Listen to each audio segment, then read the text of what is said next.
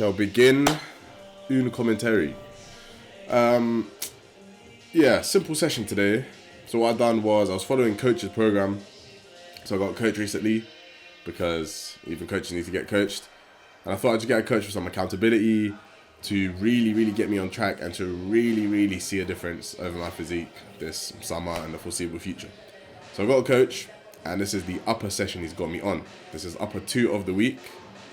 And there's a lot to say. Let's put it that way. There's a lot to say. Firstly, started off with some Smith bench. Simple stuff, really. He's got me on a low incline. And we've done 3 sets here. So 3 sets of... 2 sets between 8 and 10. And then the last one between 10 and 15, I think it was. I don't really remember which sets I recorded. Like, I don't know if I recorded the first and second or second or third. I don't remember. But here's me just pressing away. And my flat bench is alright, you know. I have a condition called... Shit, I don't even know if you can see it actually.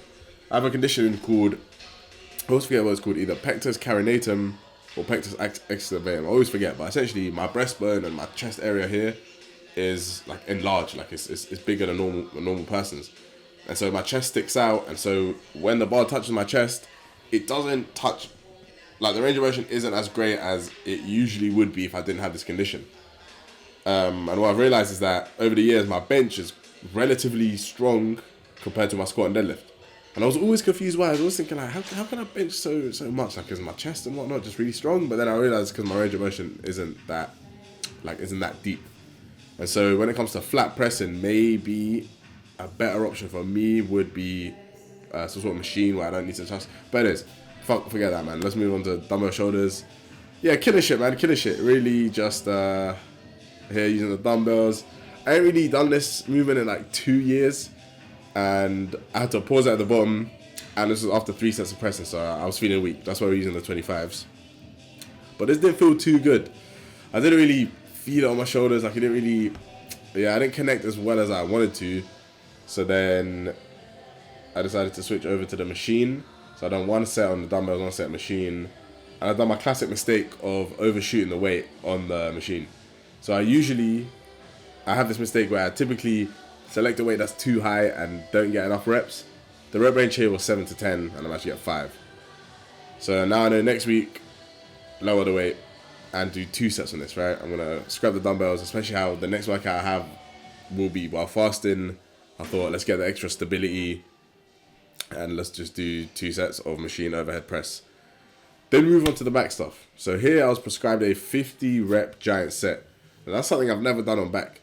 And initially when I read it on the sheet, I thought, probably not the best idea because I'm going to feel a lot of bicep. But actually, I felt no bicep this entire set. Like, everything I felt was just in my back. And I fucking love this attachment. I fucking love this row, like the pausing in the stretch position and then... Nice contraction, nice squeeze of the back. Like, everything was perfect about this setup. Apart from just one thing. I'd done stiff leg deadlifts for the first time in a while the day before this. And so my upper back was already fried. Although deadlifts are a hinging movement, the isometric contraction part does target your back quite well.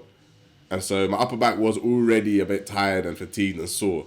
And so as I'm doing these rows here, I'm finding it hard to push to failure because as soon as it gets hard, the burn was just too much. Like, I couldn't really squeeze out those slow and tough and grindy last couple reps because you can even see it on my face, like the burn, like, oh God, bro, I felt like my whole upper back was just on fire. Felt like someone lit a match and just threw it on me. So it was really hard for me to actually push these as close to failure as I usually would like. You see some slow reps, some really tough ones, but I just know next week, when I repeat the session without the upper back DOMs, I'll be good, man. I'll be fucking good. I'll be flying.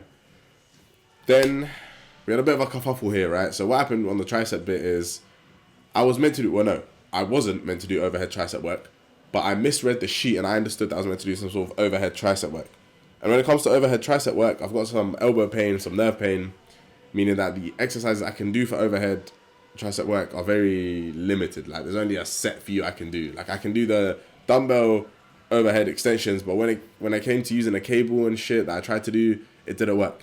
So essentially, but I forgot to mention, That's what I thought I had to do, overhead tricep work, but it turns out it wasn't what I had to do. But because I thought it was what I had to do and I couldn't do it, I then decided to do some pushdowns.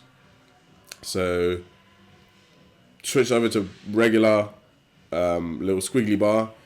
What's it called? Easy bar? Yeah, kind of easy bar attachment, regular pushdowns, little pause in the right at the top, like when my tricep is fully stretched out, just a little mini pause, push that guy as far and as hard as I can.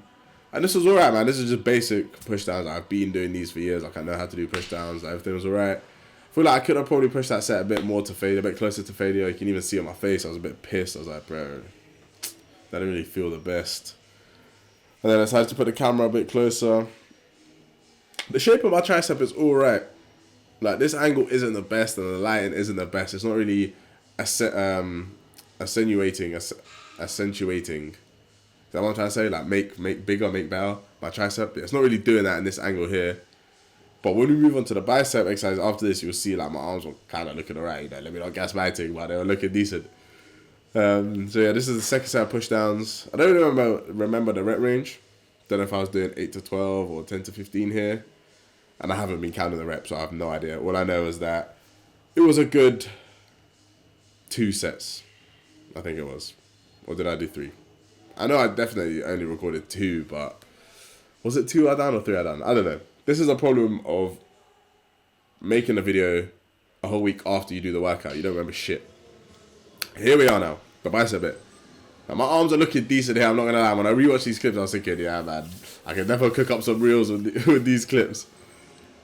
I put the D handles on the easy bar, which I've seen people do before, and I remember thinking that is so extra. Like, bro, why are you hogging the equipment? But because I never tried it, I never judged it, I never writ it off, and I thought, you know what, we'll give it a go this time, and I can't lie, it bangs. It actually bangs. The D handles on the easy bar just give a little bit more free movement and rotation at the wrist, which just makes the contractions that little bit better. And if I keep repeating this session on a Sunday night, when the gym's empty, then I feel no shame taking up the easy bar or taking up the 2D handles for some curls. Because realistically, I could just do the curls on the regular bar and it wouldn't be that different. But if the D handles are free, I'm going to snatch them up because I like the way that felt. It's my first ever time doing this exercise with the D handles, and my feedback from it is just all positive. It made a lot of sense. Everything felt good. I done 2 sets here. I think I was meant to do like 2 sets, each one of the drop set. I don't remember what I done. I think that's what I done. Or maybe I forgot the drop set on the last set. I don't remember. Then we move on to some incline hammer curls. But yeah, my biceps looking calm here. I'm not gonna lie. Like my arm, I'll just say it. Like shish. I'm gonna spam this clip in the reels. Best note, my Insta is gonna be flooded with this exact clip right here. Yeah, at this point of the workout, right? So here, I remember this is what was happening. I had to be somewhere this evening, right? And so at this point of the workout, I was kind of rushing it, and the arousal, is that the right term? Like arousal and motivation and determination was slowly withering away as we got towards the end of the session. Like I wasn't really as locked in as I was at the start. Partly because I was sore and beat up from the day before, but also because I had to be somewhere and I was in a bit of a rush and I had other things on my mind. I just remember that towards the end of the session, I was just saying, bro, let's just do these reps, let's get out of here, and let's just fuck off out of the gym as quick as possible. I then set up the camera and then looked at it and realised I'm looking fucking huge, so I hit some quick poses. Decent physique, I mean, not the best, innit? Like, my arms look alright, the veins help my arms look good, but really the midsection's looking dead, bro. If I took my top off, hey, midsection's looking dead, like, bit of belly, yeah. That's happened when I bulked up like 6 kilos in like 4 months or something. I don't remember what I done. Is that what I done? 6 in 4 months?